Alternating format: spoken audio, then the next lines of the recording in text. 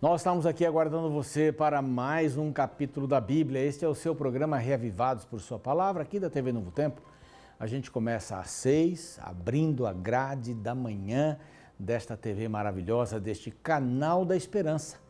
É o único canal que você pode assistir com a sua família, com os filhos pequenos e grandes, sem querer tapar os olhos dele. Eu tenho repetido isso aqui porque é verdade, né? Já estive na casa de alguém, a pessoa acaba não desligando a televisão, e vamos assistir um filme aqui, vamos assistir um filme. E de repente ele tapa os olhos das crianças, não veja isso, não veja aquilo, aí dá mais vontade de ver, né? Aqui não, aqui você tem programas saudáveis e livres para todos os públicos. Tá bem? Bem-vindo! Temos muita gente assistindo o programa neste horário. E a você que assiste-nos também pelas mídias, pelas redes sociais, especialmente o YouTube. Aqui está o nosso canal, Reavivados por Sua Palavra NT. Obrigado, à 00:01 tem um novo programa para você no ar. E o mais importante, né? Você vê o programa e compartilhe o programa. Claro, você tem lá o link, copie o link, mande para os seus amigos, para as suas amigas, eles vão agradecer. É a palavra de Deus sendo espalhada, não é? E você pode fazer isso. Muito bem, nós estamos aqui começando, né, o livro de Esther, estamos já no capítulo 3. É um livro pequeno também, como os outros dois que nós vimos. Ele, na realidade, não está nessa sequência. O episódio aqui está mais assim no meio entre Esdras e Neemias, mas ele aparece aqui, história linda, maravilhosa, e a gente vai querendo saber mais sobre essa história. Vamos dar uma pinceladinha aqui no capítulo 2. A Esther, então estrela, não é? Se torna rainha. Fala sobre a decepção do rei, né? Assuero, o rei Xerxes, em relação a Vasti, ou Vasti, como queiram, e ela não quis aparecer lá na festa e tal, tem os seus motivos, não aparece aqui os motivos. Mas então, depois de algum tempo, o rei já estava pensando até nela e etc., não para voltar, né? Nunca mais voltaria no palácio. E alguns dos seus moços, alguns dos seus jovens disseram, por que você não traz as moças virgens aqui da região? Escolhe uma para sua rainha, para a nova rainha, que tenha boa aparência, não é? Ok, vamos fazer isso. Ele pediu então que Hegai fizesse as visitas. Hegai era o eunuco que cuidava disso para o rei, né? Tinha vários funcionários eunucos, né? Inclusive os que cuidavam da segurança dele também eram eunucos. Aqui eles vão aparecer no final deste capítulo, tentando contra a vida do rei, e Mardoqueu descobriu. Aqui nós vimos que aparece então Mardoqueu, um homem judeu, benjamita, aliás, e que cuidava, que criava a Radassa, que é aquela flor que eu mostrei ontem, né? Muito linda, a murta, é uma árvore bem verdinha, com flores branquinhas, com bastantes folículos, muito linda, muito lindinha, e o nome dela se transformou para Esther. Radassa é o nome hebraico, Esther o nome persa, que quer dizer estrela. Ele adotou essa menina, e eu falei um pouquinho sobre adoção, né? A importância da adoção, né? Coisa linda, pessoa que adota, ela é bonita por fora e bonita por dentro, e acabou sendo escolhida, né? O verso 17 diz assim, o rei amou Esther mais do que todas as outras mulheres. Que coisa bacana, linda. Na festa do casamento ele até baixou os impostos, de tão feliz que ele estava, né? E agora a gente se prepara para entrar no capítulo 3, logo após este intervalo, para você conhecer um pouquinho mais da TV Novo Tempo.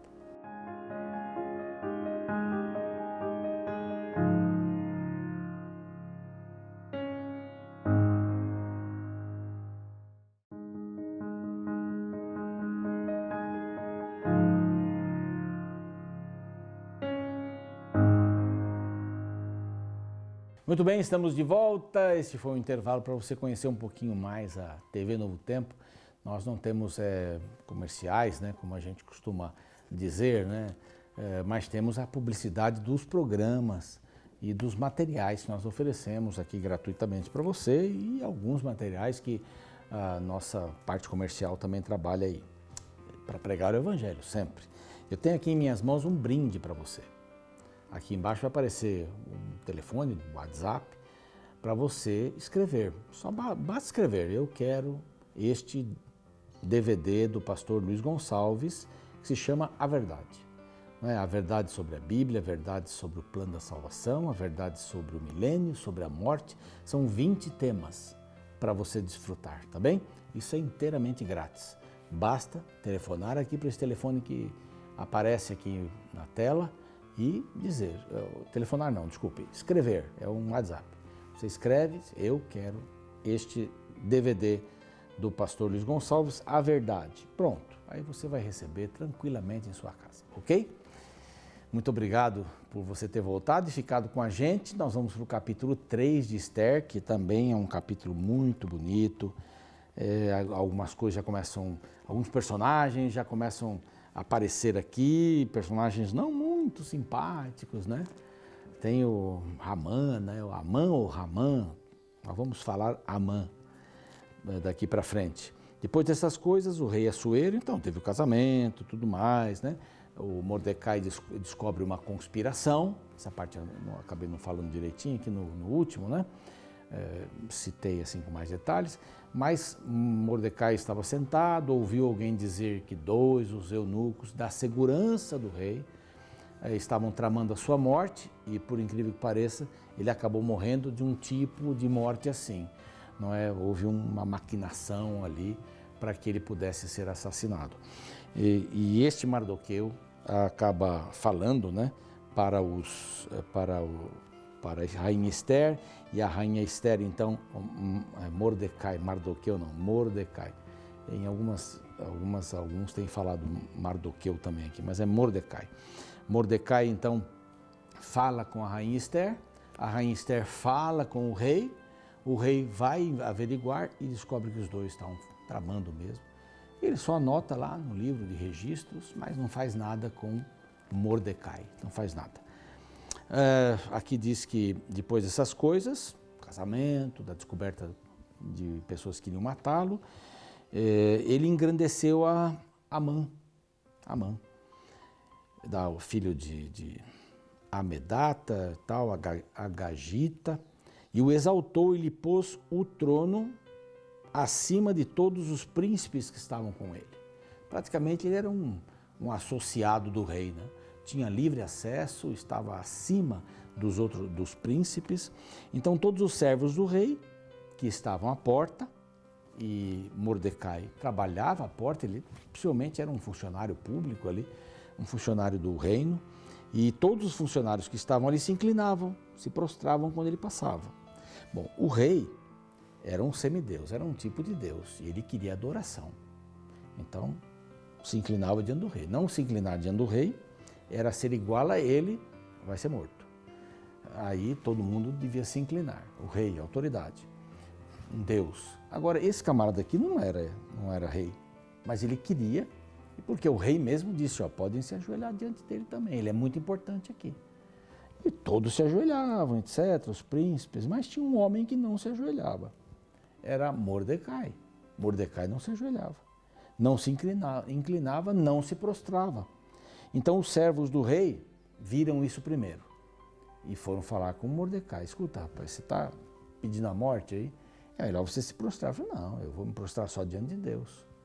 Eu só tenho a Deus para adorar. Eu não vou adorar esse indivíduo. Mas não sei se ele já conhecia Amã, seu caráter ruim, mas eu não vou fazer isso.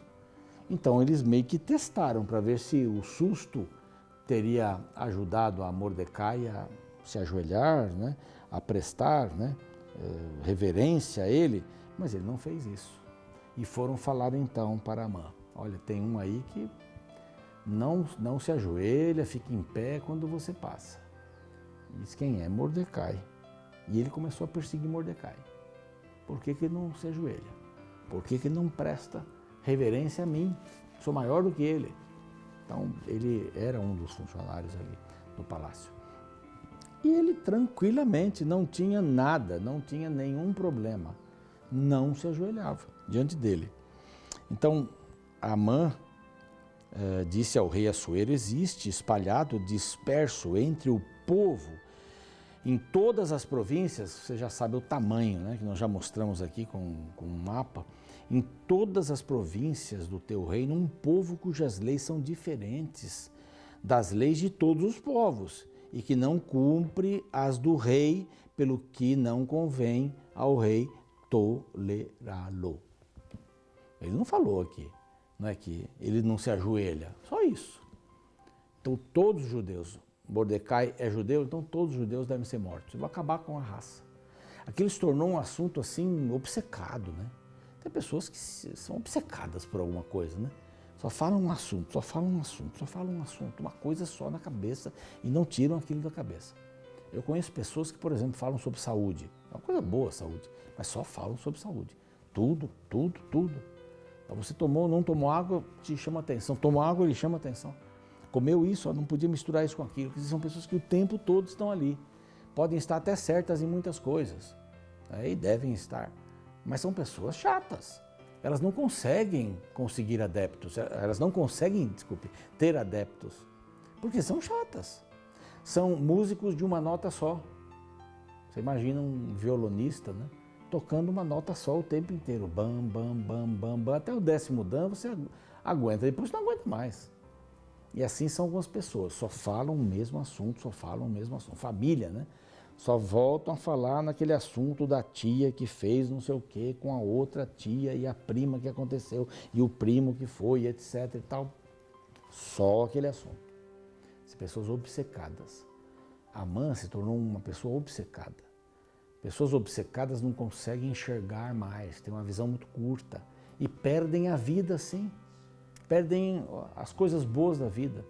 Perdem as coisas que poderiam lhe dar esperança ou dar esperança para as pessoas. O certo é que Amã só pensava nele. Só pensava nele. E qualquer um que ficasse no seu caminho, ele passava por cima. Tem muita gente assim. Só pensa nele mesmo. Só pensa nela mesma. Não tem mais ninguém no mundo. E se você fez uma pergunta, não, mas por quê? Opa, essa pessoa é contra mim. Às vezes numa comissão, né? Pessoas estão discutindo um assunto e tal. Eu acho que isso daí não é bem assim. Tá? Nossa, a pessoa está contra mim. Não, estou contra a sua ideia. E a gente deixa isso sempre muito claro em qualquer comissão que a gente vai e tudo mais. Sou contra a sua ideia, não contra a sua pessoa. Reuniões de condomínio, né? São complicadas às vezes. Né? Há pessoas que fazem lá um escândalo danado, porque alguém disse, olha, eu não concordo com essa sua ideia por causa disso. É ideia. As pessoas levam para o pessoal. Nós, latino-americanos, somos assim, né? Tudo é mimimi, mimimi. Conhece essa história, né? Tudo é comigo, tudo é por causa minha causa, você não gosta de mim, etc, etc e tal. Bom, aqui está o nosso querido Mordecai sendo perseguido pelo vilão, pelo Amã. E a história dele não vai ser legal, não vai ser legal. Se bem parece ao rei, decrete-se que sejam mortos. Olha, ele estava falando em matar todo o povo judeu que estava espalhado naquele tanto de terra. Era muita gente. Matar a todos, inclusive mulheres e crianças. Não é? E além disso, ele disse assim, olha, e eu pesarei 10.000 talentos de prata para que entre no tesouro do rei. Ele quis dar uma subornada no rei também. Aí o rei falou assim, não, pode ficar com a sua prata, essa prata seja sua. Opa, então eu vou pesar a prata para mim, mais dinheiro, né? Para mim. Então o rei deu o anel para ele e disse assim, pode fazer do jeito que você quiser, Amã. Vai lá, trate o povo do melhor jeito. E foi o melhor jeito é matando todo mundo, mulheres, crianças, e pegando os seus bens também. E imediatamente, através desse anel, era o próprio rei falando, o próprio rei decretando. E ele fez um decreto, escreveu o decreto, mandou para todas as províncias, 127 províncias do reino. Um reino extenso, como nós já vimos aqui, em nome do rei, e cada um recebeu na sua própria língua. Olha o trabalho que deu. E qual era o decreto? Que num dia só, homens, mulheres e crianças que eram judeus deveriam morrer e que saqueassem os seus bens. Esse decreto saiu aqui mais ou menos em março, dia 8 de março de 473, eu anotei aqui. É interessante que aqui a gente já vai tendo algumas datas assim mais precisas, né? Essas cartas então seguiram um caminho e por onde iam elas criavam um terror, né? O verso 15, que é o último, diz que também o rei e Amã se assentaram a beber, mas a cidade de Susã, que era a cidade sede ali do governo, quando viu isso, estava perplexa, completamente perplexa.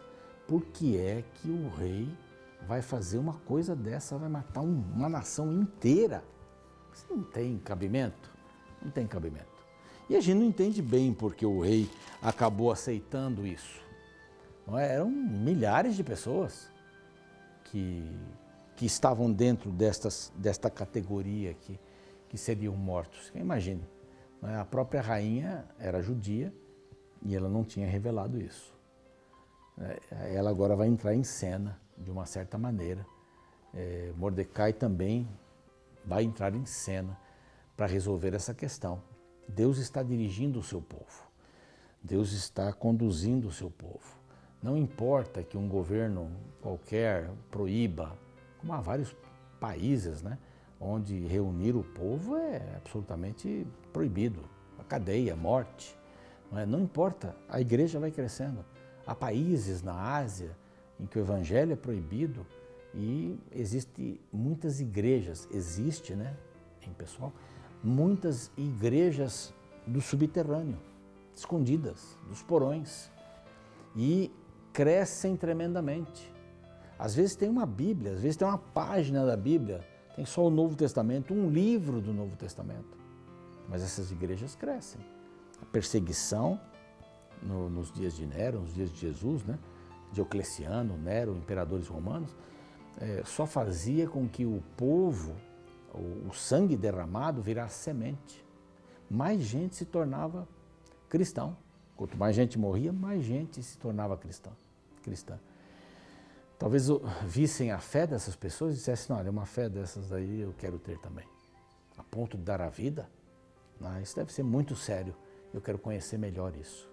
Então, perseguição, até de governos, de família, isso nós vamos ter em todo lugar, na escola, não é? Esse bullying espiritual, não é? Pessoas que debocham dos que acreditam em Deus, dos que creem que Deus criou tudo em 6 dias, descansou no 7º. Como? Um dia, imagina, esse é o tamanho do Deus que você tem. O meu Deus, o Deus em quem eu acredito, pode fazer num estalar de dedos um mundo muito maior do que o nosso aqui, com coisas maravilhosas. Sim, Ele é o Criador de todas as coisas. A gente não tem ideia de quem é Deus. A gente não tem ideia. Então você nunca está sozinho nessa perseguição. Quando o apóstolo, no caso Saulo, quando era Saulo, caiu do cavalo, ou do camelo, na estrada de Damasco, Jesus aparece, a sua voz aparece, ele ficou cego e disse, Saulo, por que você está me perseguindo? Ele não estava enxergando mais nada. Ele disse, quem és tu? Sou Jesus, a quem você me persegue? 2 vezes Jesus fala isso. Você está me perseguindo, só que Jesus já tinha morrido. Já tinha ressuscitado e já estava no céu. Não é? Estava no trono. Mas ele diz, você persegue alguém, persegue a mim. É sério o assunto. Você nunca está sozinho. Então Deus não abandonou o povo aqui. O povo ia ser exterminado. Mas Deus teve um caminho para seguir nesse momento. Fala pouco de Esther ainda aqui, fala da alegria dela nesse sentido, mas o capítulo 4 vai trazer mais coisas aqui para nós. A história vai continuar. É uma história, como eu disse, é uma história encantadora. Neste capítulo, nós vimos que Mordecai não adorava qualquer um, ele adorava Deus, o único Deus, verdadeiro. O homem queria ser adorado e por isso tomou uma decisão maluca, drástica, vou matar todo mundo. Todo mundo que é dessa raça, que não se ajoelha diante de uma autoridade como eu sou quase um Deus, né? Nosso rei é um Deus, mas eu sou quase, eu estou perto dele. E um orgulho tremendo, a gente vai ver aqui, um homem que só pensava nele, apenas nele. Bom, o decreto foi feito e o capítulo 4 vai falar um pouquinho sobre o livramento, como isso tudo aconteceu. Eu quero incentivar você a ler este livro, vale a pena ler este livro. Vale a pena ler cada capítulo e cada capítulo da Bíblia também, porque a gente descobre sempre muitas lições para a vida. Deus não abandona o seu povo, Deus não abandona ninguém, já falei isso, vou repetir. Deus não deixa ninguém para trás, Deus não deixa ninguém no deserto. Ele quer levar você que está no deserto, que está vivendo um momento difícil da vida, Ele quer levar você para o seu reino. O reino de Deus não é para quem merece, é para quem precisa. E se você precisa, bem-vindo. Vamos orar? Pai amado, que o Senhor possa dirigir nossa vida, que o Senhor possa nos dar esperança e alegria em podermos te servir. Se estamos sendo perseguidos, criticados na família, no trabalho, onde quer que seja, possamos ter fé que o Senhor está cuidando da gente. E sem dúvida nenhuma, algumas coisas muito boas vão acontecer por causa disso. Entregamos nossa vida ao Senhor e o fazemos por Cristo. Amém. Bom, estamos encerrando aqui. Você fica com um clipe musical e eu volto amanhã para o capítulo 4 de Esther. Um abraço.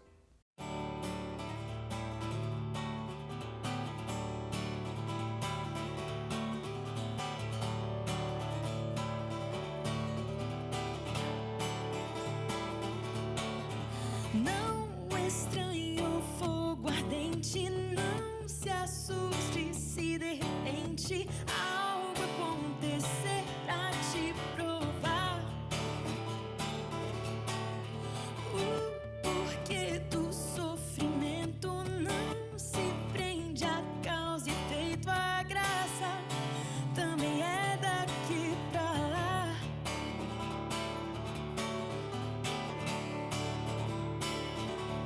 Se fazendo bem, eu sofrer,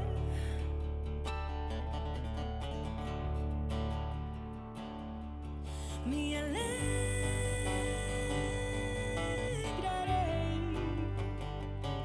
no Senhor.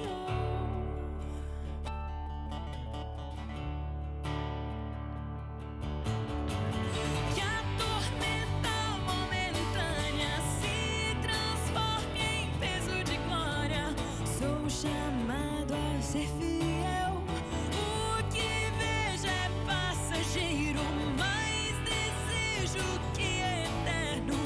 Circunstâncias não estão como provas de amor. Devo sempre me lembrar que minha parte é confiar.